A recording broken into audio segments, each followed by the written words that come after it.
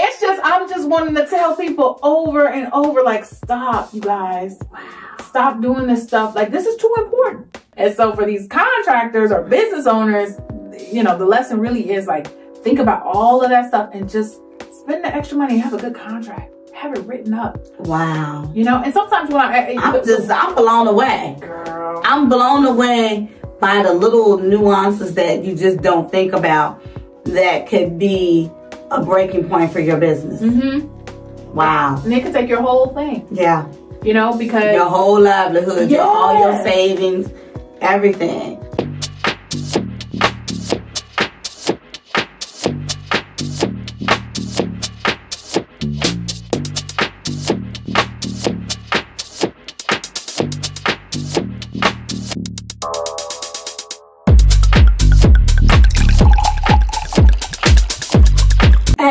Hey. What's up? What's up? It's your girl, Donita Divine. Welcome to another episode of Wind Down Wednesday.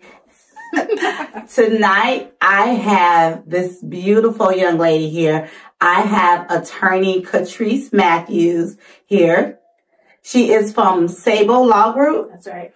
And today she's going to be discussing the pitfalls, how contractors can navigate the legal aspect of their business, like about how to form LLCs, how to talk about contracts, what's the difference between a proposal and estimates, and just having a legal binding documents. She does, what's it called? Like estate planning. Yeah. She does all of that. We're going to try to get into all of that tonight. Yeah. Without further ado, welcome. Thank you. Thank you for having me. So tell me a little bit about yourself before we get started.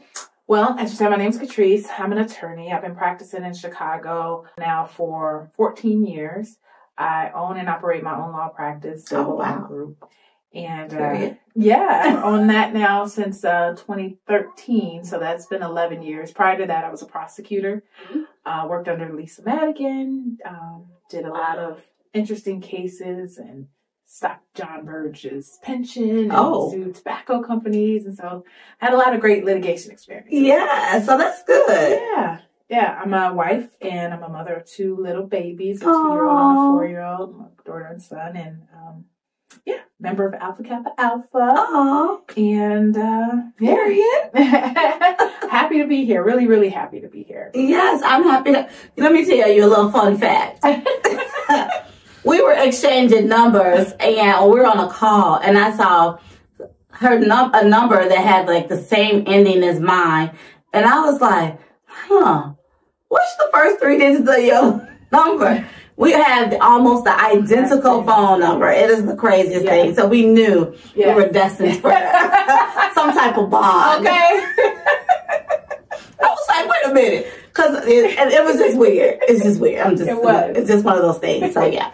And she got her phone way back in those Sprint days when they give you your last 4 digits. So, you'll know my last name, 4 digits is Nita, but I ain't going to tell you what hers is. Diva. I was gonna say Diva. I'll tell it. Diva. Is that? Oh, it's Divine. I was gonna say that might. Yes, I love it. Yeah. So so let's get started. Let's talk about the creating a organization of entity formation. Is that what it's called? Mm-hmm. So there are. What I used to have, a sole proprietorship. Is that what it's called? Yep. That's exactly. And then we now have an LLC. What are the different, there are other things like S Corp, C Corp, all of that. Mm-hmm. Can you tell me a little bit about that and the differences? Sure. So when you're forming a business, the question is, how do you want to form your business? How do you want to set it up so that it actually is sustainable on its own? Okay. So when I started off, I was the same way. I was a sole proprietorship. Yeah. You know, it's cheap. You're scrappy. You're just getting started. It's like, I don't want to put a lot of money in this until I know this is going to actually go somewhere. Right. When you're sole proprietorship, your calling card and your identity for your business is, you may name it whatever you want, but you're using your social security number, right? Yeah. It's still you. That's exactly it. And so the difference is when you get to talking about entity formation, you're going to obtain an EIN number, which is an employee identification number. It's very easy to obtain. And that's like your social security number for your business. Right. It creates it like its own thing. So then you first do that. And then the question is, well, then how do you want to structure it? A corporation, an LLC, those are kind of the two main ones. And then what spins from that, S Corp and C Corp, which I could talk about in a second, are tax elections. And that's also a big misconception, is that folks think I'm going to either be a corporation or an LLC or an S Corp or a C Corp. And it's not that. It's either a corporation, LLC, and then you can have from that a tax. Your tax, how you decide to do your taxes. Exactly. Okay. That's exactly it. But corporation, you have stocks. You're, for lack of better words, you're separate from the business a little bit more. But back in the day, people would tell you to set up an LLC because it's less formality. There's less documents that you have to file annually, because with a corporation, you have the shareholder stocks that you have to file. Even if you're the only shareholder and you own all 100 of your stocks, it's just more to it. So the question becomes, you want to look ahead and say, do I want to have this on the market? Am I intending to have people own shares in my company? If so, then maybe setting up a corporation is the way to go. But for most folks, myself included, an LLC is easier. It's simpler. Yeah. And then you can still do an S Corp tax election off of an LLC. And that's also a misconception, because you think, well, if it's S Corp and it's got Corp in the name, then it's only affiliated with corporations. But that's not true, because the LLC is a limited liability corporation. Yeah. So you can do that. Okay. Yeah. Wow. Now, and this is something that you can help someone do, correct? Absolutely. Okay. Yep. And that's the first part of the business, is EIN, and then deciding the entity formation, and that'll get you your articles. That's what you file with the state. But then the other big piece that a lot of people neglect is your operating agreement. And that's a big part of my practice. Huge. Yes, that's huge. It really is. It's the meat and potatoes. That's what everybody wants when you are applying, whatever you're trying to do. They're like, well, what's your operating agreement? You're like, dang. Right. So, but it is very important. That's it. You nailed it. That's it. It's the meat and potatoes. It's the heart and soul of your business. It says what your business does. It says what happens to your business if someone dies. Yeah. It says what happens to your business if it goes for bankruptcy, or how does someone step out of this business. If you have a partnership, how can one buy the other out? What are the procedures for that? Yeah. If someone dies, can their widow step up into the business and take over? It gives you the roadmap. And as your business evolves, just modify your operating agreement. I was going to say you can change it. Yep. Okay. But so many people think a business plan is a substitute for an operating agreement, and it isn't. I used to think that. Yeah. I used to think that was part of, and I guess you can put it in your business plan. You can copy and paste for sure. Yeah. But it needs to be its own thing. Yeah. And we did that. We did work with another attorney before I knew who you were. Yes. He was like, where's your business plan? And we was like, and him and it on. And we realized that was something that we needed to have. So it's huge. Yeah, it is huge. Yeah. I need to do one for my other businesses. Yep. Yeah. So we'll talk about that. Okay. I got you. Okay. So the operating agreement, business plan, do you help people with that, or do they just go, we do as well. So just so you know. There you go. But is that something that you also help with? I don't help with the business plan. So then that's where you would be perfect and right. Be in tandem.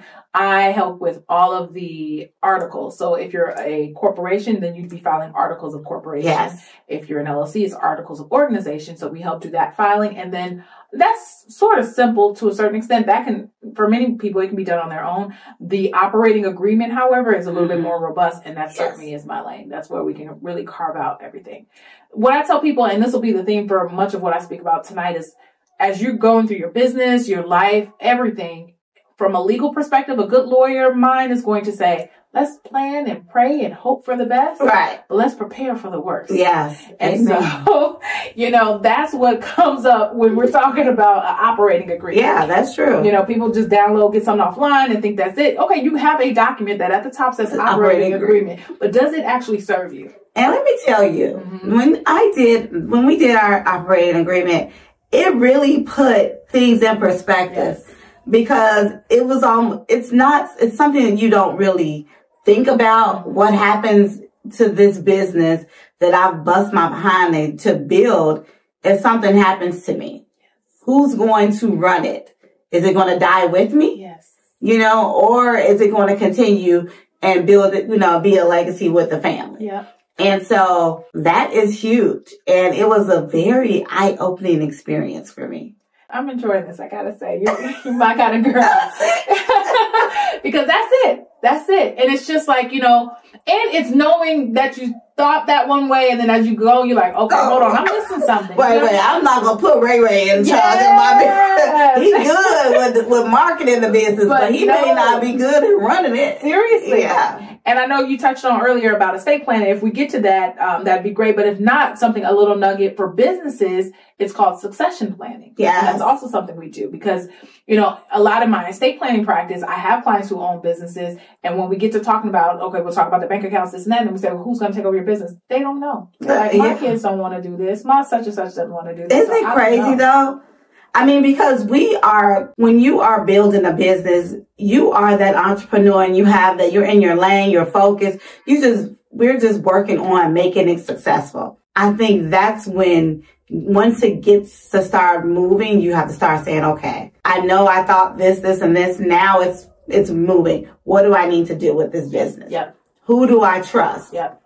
Yep. And a lot of times it's hard. Yeah. And that's a hard decision to make. That's it. And then you also have to have that catch-all of, and what if nobody steps up to the plate? Yeah. Then what? Yeah. You know, you could name all these people, and if all of these people either decline or just aren't mentally fit, you know, because God willing, you're going to live a long, long time. So a lot of the people that you name probably going to be as old as you when the time comes. That's true. So then the question is, are we talking about kids? Are we talking about grandbabies? Or are we talking about dissolution of the business? And if so, what does that look like? Right. All of that, the unraveling of a business, that's set forth in that. Now, is that in the succession plan or is that the operating agreement? The unraveling is typically in the operating agreement. The succession is about... I have an unraveling piece in there. Okay. I need to look. Yeah, look. It's normally towards the end. Certainly, most operating agreements read like a storybook. Yes. It starts off how we started. It's all flowery. Yeah. It gets to talk about taxes, things, and in the end, it talks about dissolution, separation. Maybe it does say that. So checking, but almost all of them have that. Yeah. I'm like, that made me sad. Because 9 times out of 10, it is like your first person. You're like, okay, yeah, these people are going to do it. And then if they were in a car with me and then who's the next group? And then it's like, okay, do they care? And if they don't, who's after them? Mm-hmm. And it is. And I think when you do go down that lane, you get the people that are least that's really care about the business almost. That's right. But you touched on something that I'm always stressing to folks, because people a lot of times will come either with estate plans or documents prepared by other attorneys, and everybody will do that first layer. Everybody will name their husband, their kid, their best friend, or whomever. Right. But nobody names the number 2. Yeah. No one names the number 3. Just as a rule of thumb for my practice, that I insist on that. So you give me your primary, your secondary, your tertiary. Yeah. 3 levels, because ideally you travel with the people you love the most. If all of you guys end up having, God forbid, something happening, who's there? Then this document fails. It's pointless. It's moot. That's great. And so, yeah, I mean, you're touching on all the stuff. That's what I'm saying. Yes. It's because we were kindred twin flames. I'm saying. But yeah, that's it. And so when you're thinking about your business, that's a huge component of it that you should really give consideration to. And the thing I'll say, it can seem overwhelming for folks. Like, I'm just trying to start up my contracting business. I got to do all of this. Keep it simple. Or if you have the resources, retain an attorney who can do it and they simplify it for you. But at the very least, write this stuff up. It matters. It does matter. It matters. It really does. Yeah. It's like your wheel for your business. It is. Mm-hmm. I like that. Okay. Then that gets us to contracts. Oh.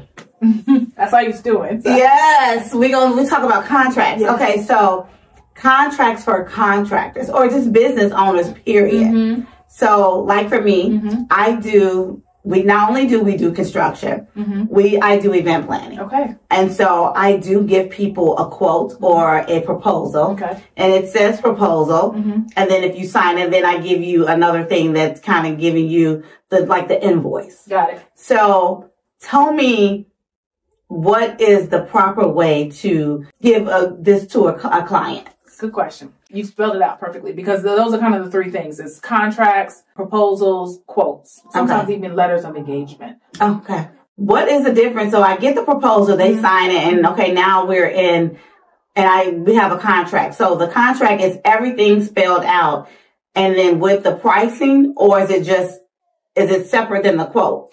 It should have the pricing. Than the invoice. It should have the pricing. Contracts, the way you want to think about it is, do the 4 corners of this document represent the full scope of our arrangement? Got it. You know, if you were in court and someone sued you, or you had to sue this person for not doing what their end of the agreement was, would you have to bring in more than this contract? If you do, then your contract is missing something. Got it. Okay. And so regardless of the name, so for instance, a lot of people do use proposals, get it signed, and they call it a contract. If it says proposal on top, but it has all of the meat and potatoes on the inside and it's signed, it could serve as a contract. Okay. So, you know, the title is less significant. It's really more about the content. Yes. But a lot of times people will do just an invoice, or they're, especially in contracting, your world on that side of it, and in event planning, and in my world in law, there's so much that I do as a part of my representation. I can't possibly detail every little bit. Absolutely. But you do want to make sure you have something that say, okay, this is what we're doing and not more than this. I was just about to say, if nothing else, if you can't say everything you're going to do, say the things you're not going to do. Yes. You know, because that's something, because at the end of it, you know, somebody's going to come and say, they're going to interpret it. They're going to interpret it somewhere. Decorate the bathroom. Yep. Like, that wasn't a part of this event plan. We talked about it, and that's the thing too. And like you said, I've been talking to contractors as well, saying make sure you document everything as much as possible, because when you do a walkthrough with a client, they're going to tell you everything that they want. I record it, and then I will write it up based on what we talked about.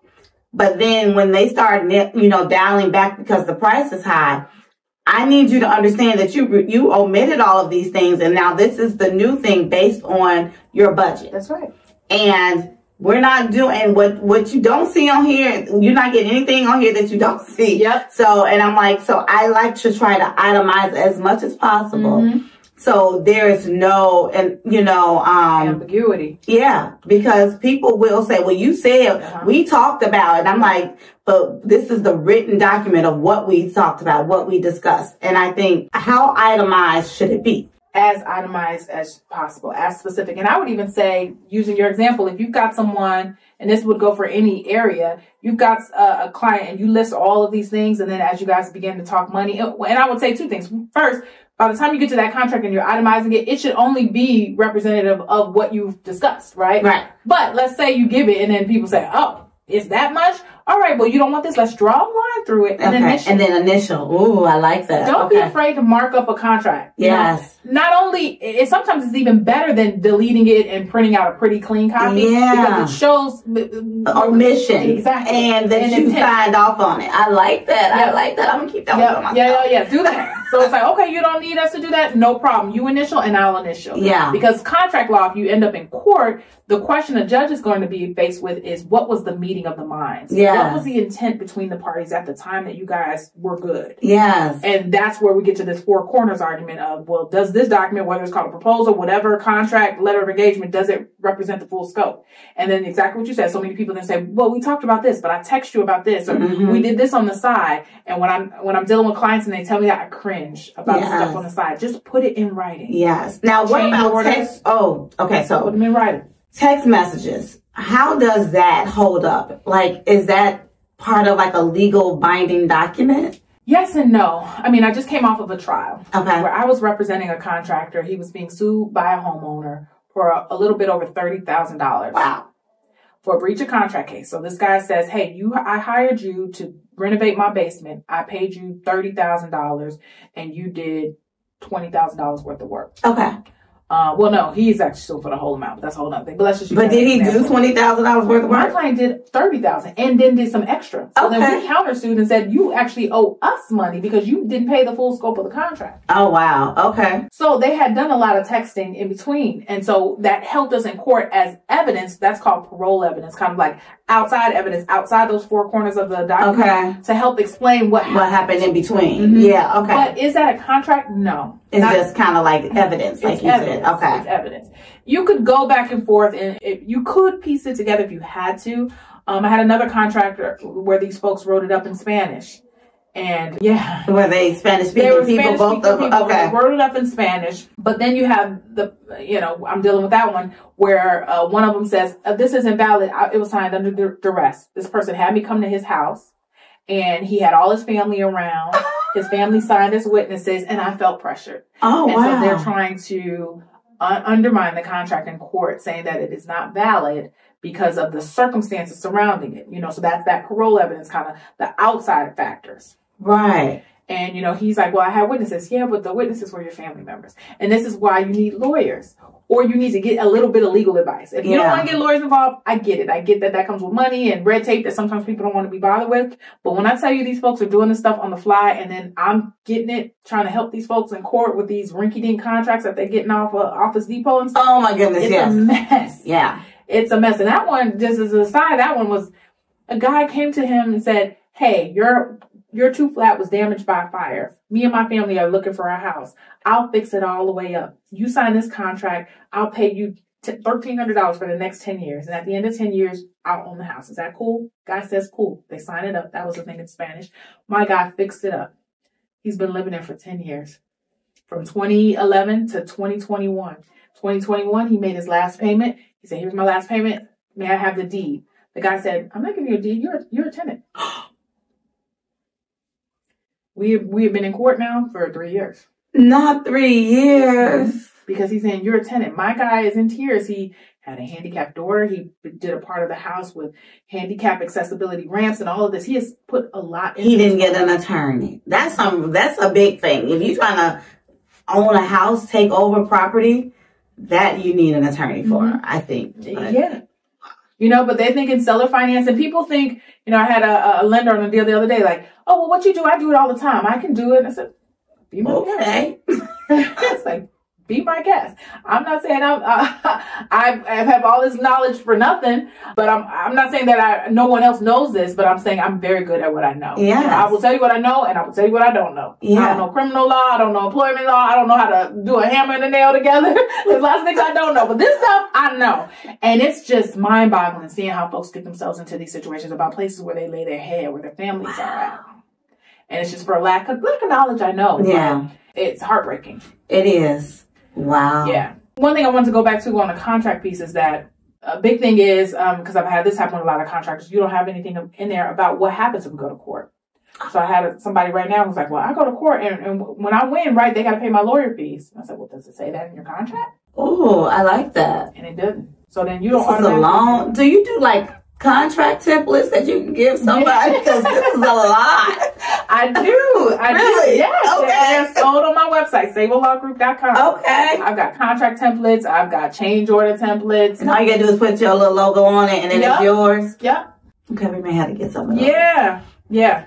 Because I know as we do more business and the bigger the contract, I feel like the more secure you want to be in that. If you're just doing even a $5,000 contract, but you still, you can not lose some sleep over it sometimes.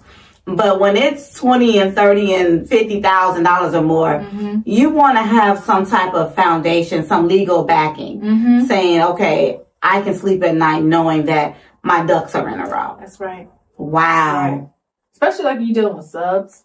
There's a clause that I'm always telling folks that include in there, and that's an indemnification clause. Yes. You should have some protection for yourself if someone were to sue the client. Let's say you're the general contractor. Yes. You've got a sub electrician in there, and the sub slips and falls in that house. Yes. And hurts himself. Should he be suing you? Or the homeowner? Or the homeowner. So who should he sue?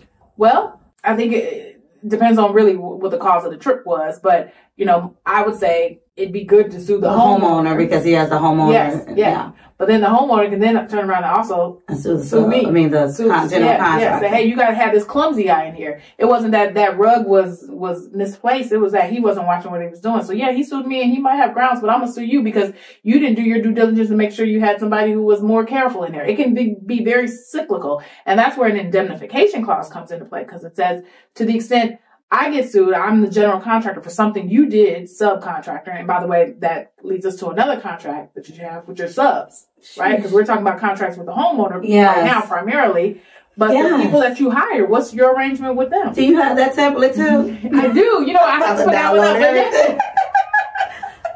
Yeah. Pause all of our stuff. I don't know what over here is going on with our contracts, but we're about to get some. So. Seriously. Pretty much the rule of thumb is anything you touch, any In law, it's called privity. And the way I used to explain privity. I like it. We take a little thread. If you hold the thread and I hold the thread, we now have privity. We're in a contract together. Yes. You know, so anybody you have privity with, you should have a contract with. Dang. If I have a relationship with this sub where I've hired you and brought you on, you're going to earn money off of this job, we need to have a contract. So is it only with assets? No, it could be with services. Is that what you mean? Okay. You know services. What I mean? Because I'm thinking like if I pay you for a service, that's a contract. Absolutely. But it's like if you're having something together, like if you're going to get a benefit from something that I offer or something like that, that's a contract. Yep, okay. As well. And that gets into that like joint partnership. Yes. You know, so there's different types of contracts. For example, I've got a case right now where there are two investors who got together.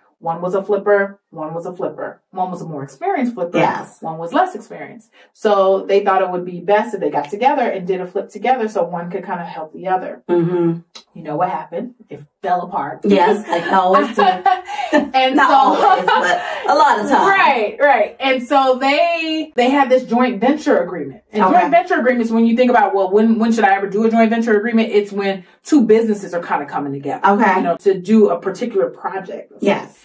And this as an aside, because this has been, I've been getting a lot of cases from, I'll leave them nameless, but there are people out here who are teaching these classes on how to be flippers. Oh, I've been hearing that. I kind of know who you're talking about. You've been getting those cases? Shut up. They were on the news. Yes. And they've been in our room. Yes. And came to us. Yes. I'm sure. That's why, yes. And there's a couple of copycat ones out there that are doing similar and putting these people in positions to where putting these people together and giving them documents, and it's just crap. Wow. You know.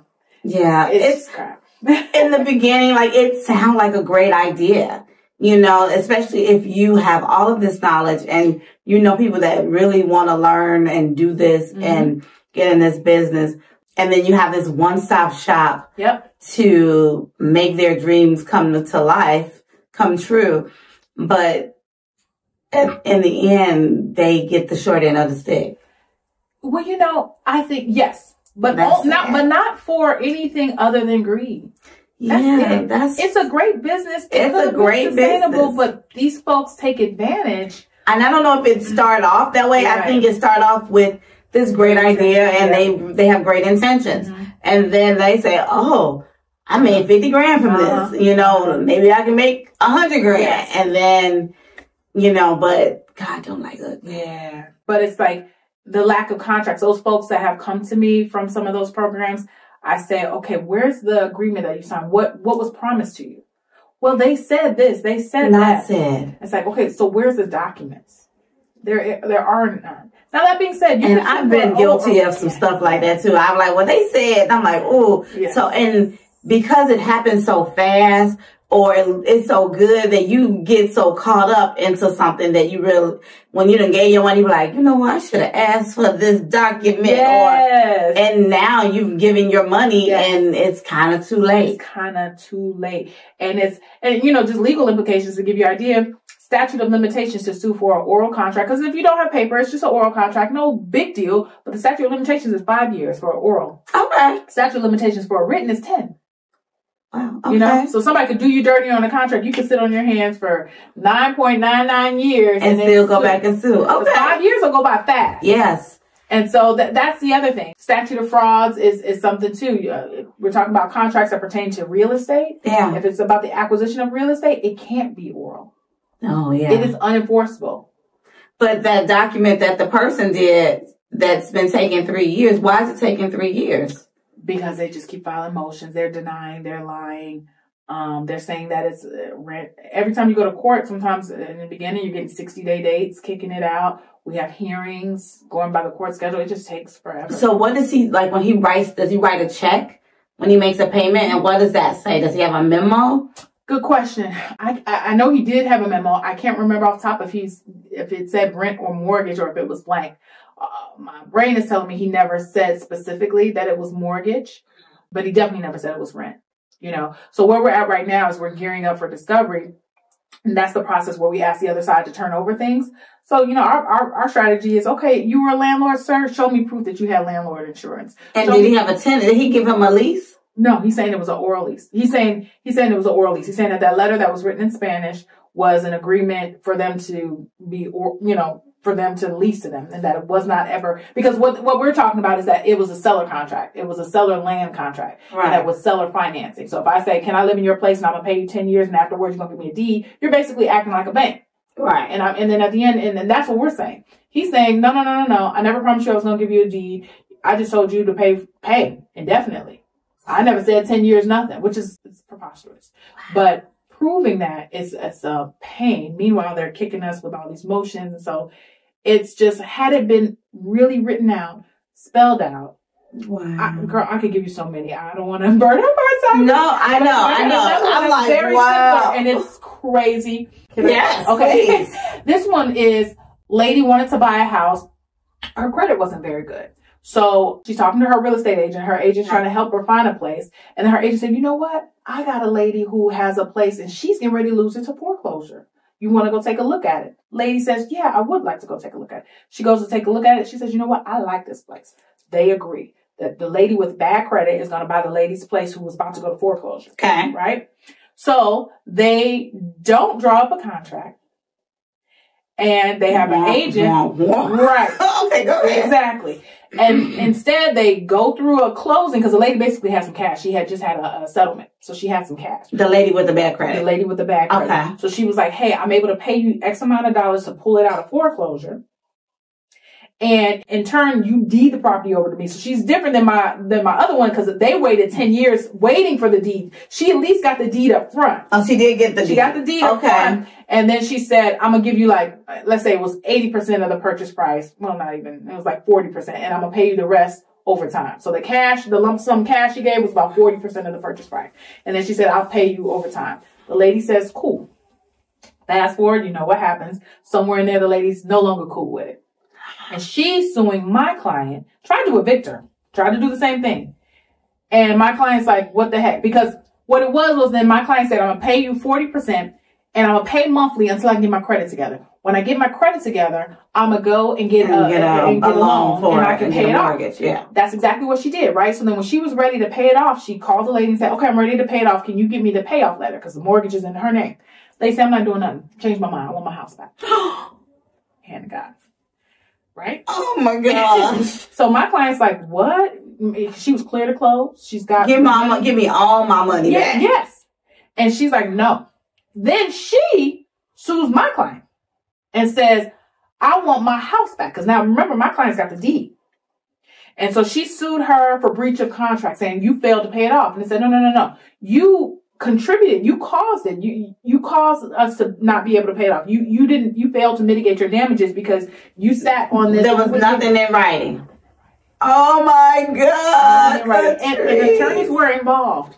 They just were taking money. Everybody got paid at the closing. The real estate agent was doing dual side. She got paid. The attorney got paid because he put the property in a land trust for him, but there is no contract. And so you're like, oh, jeez. You know, what do you do? That's why you get paid the big bucks. Girl. I'm the baddest one in my hand. Listen.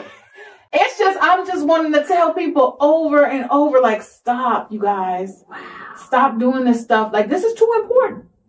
Yeah, that's crazy. It's too, and this woman paid a lot in cash. That, even though it was 40%, it was quite a bit of money. That's a lot of money. It was like $100,000 she gave her in cash. There's no way. What kind of house was this? And she could have went and bought a house for $100,000. Yeah. In the end, she ended up buying another house on the block. We still litigating. We got a trial date set, and I'm going to file a motion for summary judgment because there's no contract. And they're suing us for breach of contract. And all this while I've been saying but there is no contract. Right. And they said, well, we need more time. They've subpoenaed this person, that person. We need this. There is no contract. This lady gave her a deed. This lady gave her money. Mm-hmm. So you see there was some type of negotiation. Yep. So no, it's a breach of contract on that lady's end. Exactly. Like exactly. To the extent there is a contract, it's not the way that they say it. Yeah. Say it that way. I mean, it's so many. And it's just a cyclical thing where folks are going on the love, on the word, or on it can't possibly be. Any judge who will see this will know. It's like, no, it doesn't work that way. Oh, shit. You know, as my grandma would say, common sense ain't common. No, you know that's the facts. You know, so you'd be thinking that, oh, well, if I do this, everybody will know that it's supposed to be this way. Nobody in their right mind would think that I'm paying this man X amount of dollars each month for as a tenant, and fixed up the house and redid it, configured it for my handicapped daughter for nothing. Yeah. But it don't work like that. It does not. And so for these contractors or business owners, you know, the lesson really is like, think about all of that stuff and just spend the extra money and have a good contract. Have it written up. Wow. You know, and sometimes when I'm blown away. Girl. I'm blown away by the little nuances that you just don't think about that could be a breaking point for your business. Wow. And it could take your whole thing. Yeah. You know, because your whole livelihood, all your savings, everything. Wow. Yeah. Yeah. So, I mean. Now, partnerships. Now, when you, like you mentioned, the experience, less experience, whatever it is, they get together. There needs to be a binding thing saying what exactly? You know, simplest way to put it is if you're going to have two businesses that are coming together on a certain project, that's what we would call like a joint venture, a joint partnership. Got it. That's different than if we're going into business together. Right. Okay. You know, but in any case, you want to think about what is going, if we're talking about a joint venture or a joint project like that, what triggers this? What starts it? So for right now, I'm drafting one for two people who are coming together who want to do flips. And I'm asking them the questions of, okay, when does this start? When does this end? How do you get out of it? Those are the kind of questions you should be asking yourself when you're going into this. So does this start immediately? Like for them, they're saying, well, one of us will buy the property. The other will pay for the renovation. But together we're going to be this joint venture. Okay, well, what happens? The person who buys doesn't like what you're doing on the renovation. And then when it's time to sell, you guys don't have the ARV that you had anticipated. Then do they get to say that who gets their money back? If I put in $100,000 to buy the place, you put in $300,000 to flip it. Right. And then we end up only being able to sell it for $250,000. So that detail needs to be that kind of stuff needs to be in there. When does it start? See, that's careful. How do we begin in joint ventureships with everybody? I'd be like, what is this again? And how do we benefit? Like, what's the celebration on our end? That's right. Because if there is no celebration and all headache, I'm a pay. He's like, you the queen or no? I'm like, I don't understand it. I don't understand if it does not make sense for me on the end. If I don't see a big reward and I see a lot of work, then that's to me a headache. So yes, you speak my language, honestly, because that's just it. You have to be critical with it. Every deal is not a good deal. I feel that way about clients. When I first started out, I was very bright-eyed, bushy-tailed. I just want to help people. You know? And I still have that nature, but I'm much more discerning now because I realize that every client is not a good client. The ones that will suck you dry and don't want to pay your bill, it's just like, I don't need that stress. I don't need that because I know myself. I know what I'm bringing to the table. And so when you get into these partnerships, when you get into these contracts, you need to be asking yourself exactly what you said, Donita. It's like, how much red tape? What's the sweet spots? What's the bitter spots? Because they're both there. Because you get into the business for those wins. And what type of flips and trips am I going to do to get to that win? And most of the time, of course, you're going to be working hard.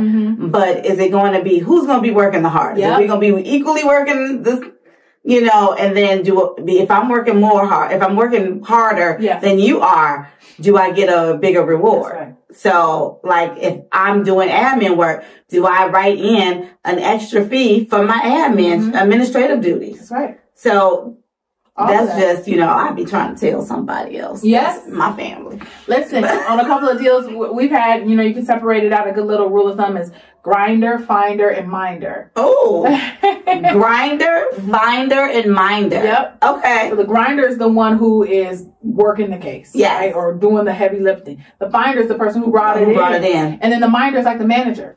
The overseer. You know? And so sometimes it may be in those situations, even if it's two people, one person might be doing dual roles. How do we attribute value to those roles? And, you know, hey, if I'm the finder, then I get 10% of everything I bring in. And then you could be the minder and I'm, you know, the grinder or whatever that. You know? I do.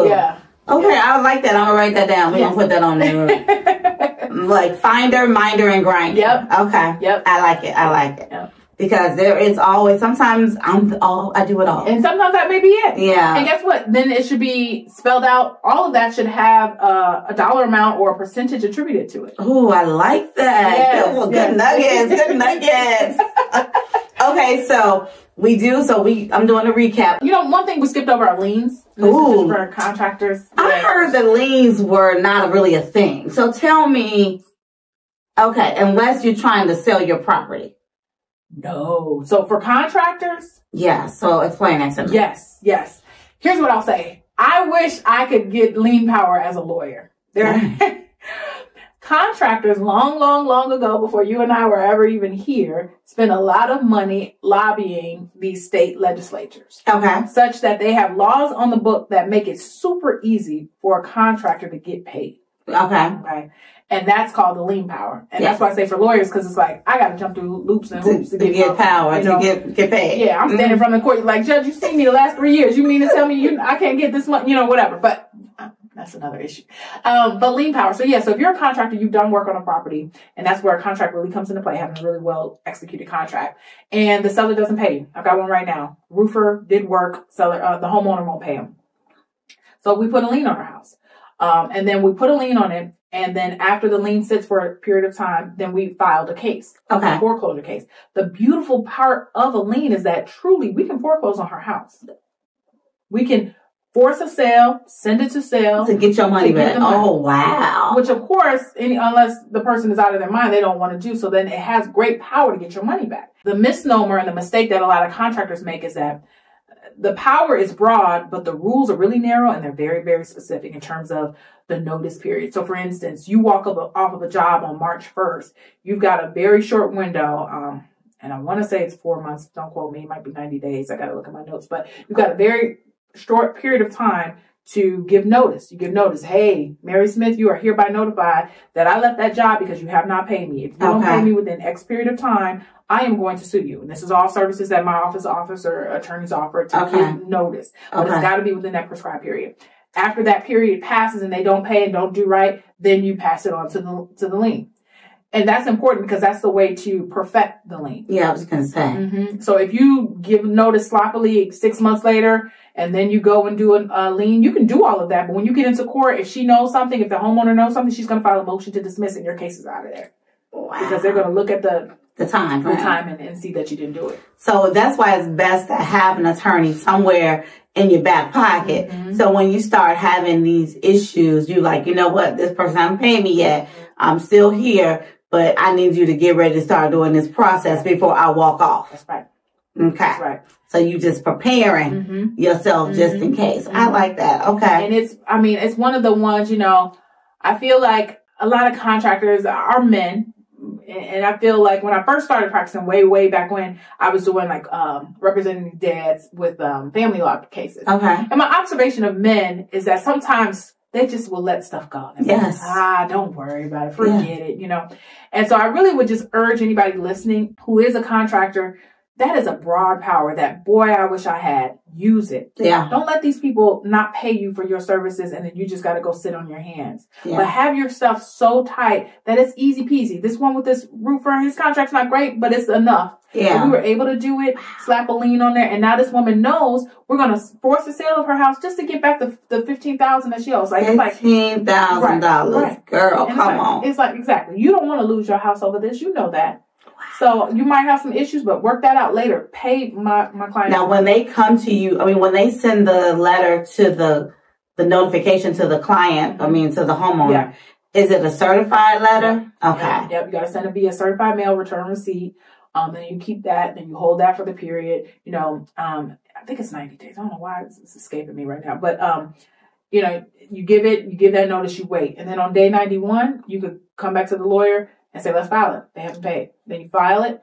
And then after that, then you could either sit on it. So what some people do, two ways you can kind of have a lien. You could have a lien and you could slap it on somebody's house and just wait. That's what most people do.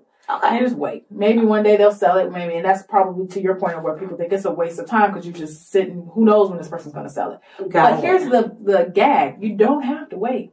Wow. You can knock on the courthouse doors and say, yoo-hoo, courthouse, I got a lien that I'm ready to foreclose on. That means I want to press upon this asset, this real estate asset, and get my money now. I don't want to wait. I don't have to wait. And the court recognizes that you don't. And they'll say, all right, let's go. Huge. I'm glad we talked about this. Wow. Yes. I didn't know that. Yep. I mean, I felt like I knew part of it, but hearing the process, I think a lot of people leave out that process. Yeah. So that makes more sense what you just mentioned. Okay. And the lien forms are on the site too, on SableLawGroup.com. We're going to put the link to the site, honey, because we're about to get... Do you sell them? Yeah. Okay. Yeah. I was like, I need to get some. Oh, yeah. But they're like $35. Okay. I like it. Yep. And so if I do get I can reuse the same one and just for a different fill in the client. blanks. Totally easy. I need all of them. Yes. So do you have like a bundle? You know what? That's a good idea. I don't. I got good ideas. You do? My God, girl, that's my theme for this video. Yeah. No, I don't. And there's so much more that I want to add, but no, I'm not against doing it. In fact, just started because I've been doing them customized for clients for years. And I was just like, you know what? One day it just dawned on me, like, these are pretty standard that at least folks who don't need the customization, they could take these things and go. Yes, I love that. Yeah. Okay, before we go, estate planning. Yes. So we have been working on doing estate planning. Yes. We've done our businesses and everything, but we need to really do, and because we do have property outside of our main property. Yeah. And we just want to make sure that we are covered in that. So this estate planning is in place of a will? Good question. It's a part of a will. Part of a will. Yep. Okay. Yep. Estate planning includes the four kind of main documents would be trust of some type. There's different types of trust. Trust, wills, power of attorneys, and power of attorney healthcare and power of attorney finance. Okay. Yep. So the powers of attorney. Yeah. It's really three main documents: trust, wills, and powers of attorney. Yes. Main thing to know is that it's funny that you say will, because I'm always telling folks wills have the best PR. Right. Everybody thinks, I need a will. And a will is great, but I would say it's supplemental to a trust, especially when you own real estate. Okay. Key component is this, and here's why. With wills would take your real estate and you would remain the owner of your real estate during your life. Okay. And then when a person dies, their will has to be recorded in the courthouse. Okay. That makes it public. Yes. Most folks don't want that. And then your property still is in your name. So your family still has to go about the business of putting it in. And I'll explain why. Oh, wow. I always joke with clients, but it's not a joke, it's the truth, is that a will is a wish. So the difference between a will and seriously. Okay. Because a will says, I, Mary Smith, upon my death, I want my daughter, Barbara, to have my house, right? So at least Barbara knows what her mom wants. Right. Cool. But it didn't actually do it. Yeah. Okay. That's exactly it. Whereas if I do a trust, that trust is going to say, I, Mary Smith, hereby prepare a trust. And I'm in the process of doing that trust. I'm deleting my name on the deed. The property is now owned by the Mary Smith Trust, and the Mary Smith Trust has instructions. And a part of those instructions say, upon death, automatically ownership of this house is going to go to Barbara. So then it happens automatically. With wills, you still got to go through probate. I got that right now. Somebody came to me, got a will. They didn't want nothing else. Probate is expensive. Probate is expensive. Our firm charges $10,000 out the gate for probate. 20 hours of attorney work plus the filing fee. That's how much you're looking at just to get going. Lord, let me get started on this trust. Yes. Okay, going back to, since you mentioned trust, is it a good idea to put your business in a trust? Yes. Okay. And it could be in the form of a succession plan. It could be in the form of, so there's different types of trusts. The three are revocable living, irrevocable, and a land trust. Explain them. Good. Land trust is just land. Yes. I own property. A lot of investors will set up a trust, a land trust, and it's just holding the property. Here's a little aside. When you think about trust, my explanation for trust is I think of about a basket. Okay. All right. So we've got a basket. There we go. And we're saying right now it's empty. Yes. Empty basket. Okay. So we want to put our stuff in trust. We're going to put our house in trust. We're going to put our bank accounts in trust. We're going to put our life insurance in trust. Okay. Then you're going to come to somebody like me and you're going to give me instructions on what happens to the stuff on the inside. Okay. All right. I'm going to write it up and I'm going to staple it to the outside of that basket. Okay. That's called your trust agreement. Okay. Okay, so that trust agreement is talking about what happens to that stuff in the basket. Okay. All right, you die, your family's able to pick up this basket, see, oh, look at all this stuff. What do I do with it? Oh, here's what it says. Okay. Okay, so then when you get to talk about your business or anything else, you want to have instructions attached to it because it's the lack of instructions that puts you in probate court. Okay. I always tell people, how many folks know somebody who's married and ain't seen their husband in years? Ooh. Right? You know what I'm saying? Or how many somebody know their parents and they ain't talk to their mama in years? That's right. So that's what, people are always like, well, it automatically goes to the spouse. So it automatically goes to the mom or the daughter. It's nothing automatic. Whenever you hear that, know that person don't know what they're talking about. Dang. Okay. Because the law says, we don't know your relationships. People, you have to go through it or you have to expressly say it. Now, to your question about the business, yes, you want to put in trust. The question is, do you want to put it in the basket with everything else?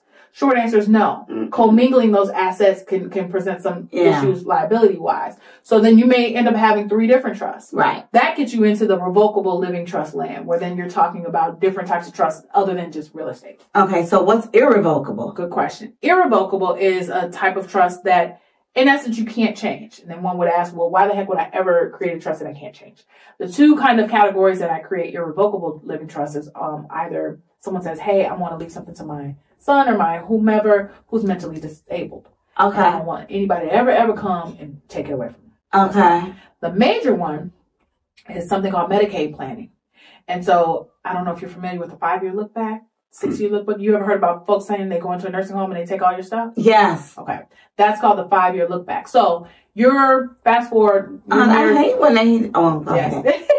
You're Mary Smith, because I don't like to kill real people. You're Mary Smith and you are now 75 years old. And you finally decide you want to do an estate plan. So you do an estate plan, you go and then you go into a nursing home. Let's say you do an irrevocable living trust. But then let's say 4 years later, you go into a nursing home. Well, the nursing home is going to ask you about your assets over the last 5 years of your life, a 60-month look back. Because they're going to say, hey, you're not going to be able to come in here and benefit off of these taxpayer dollars to pay for your care if you're looking to benefit off of Medicaid. Right. So before we get there, we got to see what you got. And they're going to, you own a house? We're going to liquidate that. Oh, you have money in the bank? We're going to liquidate that. So what people do is they create an irrevocable living trust to put those assets elsewhere. That being said, what I also caution folks is it's still it's not complete if you do it within that 5 years. Right. You need to do it now. Right. That's something. Or what I think is even better, start preparing your life so that you don't have to depend on Medicare. Your Medicaid. You know what I'm saying? Either get you some long-term care, disability insurance, set up your businesses and do your boss situation so that you don't even have to worry about it. But if you're not in that position for whatever reason, understand that you should be giving a lot of attention to creating an irrevocable living trust. And the reason why it's irrevocable is that then you put those things in in an irrevocable living trust, a basket. This basket is the same, except for now it's got a lock on it. Right. And a padlock. So then when the nursing home looks over it, they'll see that it exists, but because they can't see what's in it. Yep. And you can. That's why then you can get into that nursing home, because then you don't have access to it. Oh, wow. Yeah. So it has to appear through legal verbiage and the effects of it that you don't have access to it, which means then you do qualify. You are financially qualified. Because you're going to name that trust as something else. And Mary Smith is still this person and this trust is something else. So Mary Smith then gave that stuff to that trust. Exactly. And so she don't own it anymore. Exactly. So then when you go knocking on the nursing home, that's what a lot of them other folks do. That's exactly right. Mm-hmm. And they do concentric trust, putting one trust inside of the right. And this and that. It's beautiful. The problem is, I think sometimes it's so simple in many ways where it's just documents that people belittle it and they're like, hey, that can't work. It works. You got to have a drafter right. Yes, I got you, mama. You gonna talk? Yes, seriously, because it's just like, just jot it down. And here's the other thing I'll say, and is that a lot of people hesitate because they're like, oh, well, I'm about to have a baby, or I'm about to get a divorce, or I'm about to get married, I'm gonna wait. Just do something now, and you could change it. So I was gonna say, can you change it? Because we do have trust. Yes. But I definitely want to do some stuff now that's more, because we got so much stuff. Yeah. I don't even know where to start. Yeah. So I'm gonna have you start. Yeah. Okay. Yeah. You see? So much. I feel like this was all for me. Happy to be at your service, madam. Wow. Yeah. Yeah. I mean, girl, so it's so much. So much. And the good thing about what you do is that you litigate. So not only do you know the law, you know how to, like, the intricate details on what's right and how to win cases. Yep. So that's huge. Yep. Because we get people to, like, know how to do documents, but they don't know nothing about court. Right. And that's a big thing, because here's the thing. I see both sides of it. I see when those documents end up in court and when they get kicked out. Yeah. When the judge says, this ain't worth the paper that it's printed on. Dang. And then you're like, really? Are you know, and you've learned. I've been doing this now for 14 years. 14 years. You don't even look old enough to be doing something 14 years. What? Thank you. Oh, my goodness. Yeah. So, I mean, that's exactly it. Because I do real estate too, if you're buying and selling. Right. And I advise clients a great deal about this stuff. But a lot of times it flies past them. And I get it. It's a lot. But I would just urge you, if you're listening to this, if you're considering it remotely, call somebody, ask the questions. All these questions you're asking are just the perfect ones, because it's a conversation that needs to be had continually. So for people that are already in binding things, can you go and make addendums and stuff like that? Like, and say, hey, can you look over this document? That's right. Yep. And you can help them get stuff fixed and stuff like that. That's a service. I've had people send me their stuff, send me their will and stuff. Hey, look at it. Is it good? Right. One little thing that happens a lot, so this is just something you could do on your own. I had a couple come to me. They had gone to a fancy pants law firm downtown and had a beautiful trust. It came in this mahogany bound. Oh, wow. The trust hadn't been funded. So remember that basket I was talking about? And the agreement snapped on the outside? Well, the agreement is the tough part, but it's also the easy part when you're a lawyer, because lawyers all day write up documents. So that was beautifully written. Right. But the funding, actually putting the stuff in the basket, has to be done too, right? So I have all this agreement that says what happens when I die. This house will be conveyed. Right, but where is this? I bequeath this percentage. Well, if I don't change the deed on that house from Mary Smith to the Mary Smith Trust or whatever we're calling it, if I don't go to that respective bank account and change the account holder or name the beneficiary to this account, then none of that stuff is actually in the trust. And I can't tell you how many times I have seen clients come to me with trusts that had been prepared beautifully, but they hadn't been funded.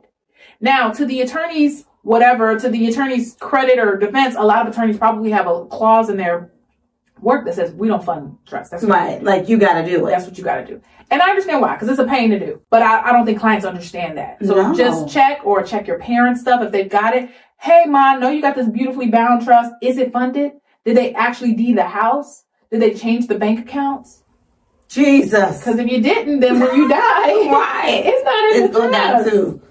So what happens to the account if you die? It's not in the trust. Now we got to probate that part. I had a lady, one of my early trusts that I did it. Same thing. I told her she had property here in Chicago. She has property in Mississippi, like so many of my clients do. And I say, hey, I'm not licensed in Mississippi. And so I can do everything for the Chicago properties. Right. But you're going to have to connect with a Mississippi attorney and deed that part in. This is when I first started. This is back in 2013. Now I try to actually partner you with, I will find an attorney if I can in another state, but I don't know attorneys in every single state. Right. But I just told her what she needed to do. She never did it. She died. And her property here, we were able to handle easy peasy. But this land down in Mississippi, oh my God, they had to open up a probate case in Mississippi. And they're like, well, why do we have to open up a probate? I thought she had a trust with you. She did. But she didn't fund her trust with that Mississippi property. You got to actually go about the business of deeding it into the trust. If the trust don't own it, then the trust don't control it. Those instructions only matter if the trust has control and ownership of it. You know, so we're gonna be doing this all night. This is crazy. I know, girl. I love talking about this stuff, as you can tell. That's all. But yeah, it's so. I'm going to write down everything so we can really have this conversation for real. I tell my mother, I tell my aunts, I tell everybody, I'm like, you all need a trust. Yes. I'm like, forget that will. Yes. Now I'm like, the will is a wish. Yes, it really is. It really like, is. you wish that this happened. Yes. But you got to make it happen. And I think that's the problem with so many of us, because it seems easy. You know, anything that's hard, we don't want to do. And if getting or expensive, we say, yeah, we're not going to do it. But if we feel like we can write something up and give it to somebody and get it certified or something, okay, that's done. Yep. Quick claim deeds, people do that all day long. I can't tell you how horror stories there. I got one right now where somebody did a deed, didn't put how they're holding title. It's a mess. Oh my God. It's a mess. I'll tell you about that one. That's why you always busy. Every time I talk to you, like, well, I gotta come. I'm like, oh my goodness. It's a lot. If we can really master this, I just want to say kudos to you and Kelvin for what you all do. Thank you. And this platform. I mean, this is amazing. And informing people about this is the only way. That's the only way. Only way. So keep doing what you're doing. I love giving back to the community. Yeah. We love giving back to the community because we are better and stronger together. And if I know something, even if it's a little bit of something, and I'm like, well, let me find that person so I can share. Yep. And I'm like, whoever gets to see this wonderful video of us, then they're learning something. And I'm like, because half the stuff I thought I knew a little bit, but when you pile on top, I'm like, oh, I didn't know that. Oh, I know that. Now it makes me want to now structure my business the right way, do my contracts the right way. And it's like, when you know better, you do better. Yep, that's right. And that is half the battle. Yep. And for the most part, you do it once and it's rinse and repeat. That's it. You know? Rinse and repeat. Yes. So tell the people how to get in contact with you. The easiest way is to go to my website, sablelawgroup.com. That's SABLE lawgroup.com. There you can book an appointment with me. My phone number is there, but it's 312-469-0622. We're in Chicago on 111th and Kedzie, and we're in the Mount Greenwood neighborhood. We are proud to be there, and we would love for you guys to stop by and see us, and happy to help. Yes, and if you want to download the templates, it's also on that same website. That's right. That's right. We've got Instagram handles, Sable Law Group, and Facebook as well. But make an appointment to check out this beautiful, talented attorney, Katrice Matthews, because she has all the information that you need to have in your personal life and your business.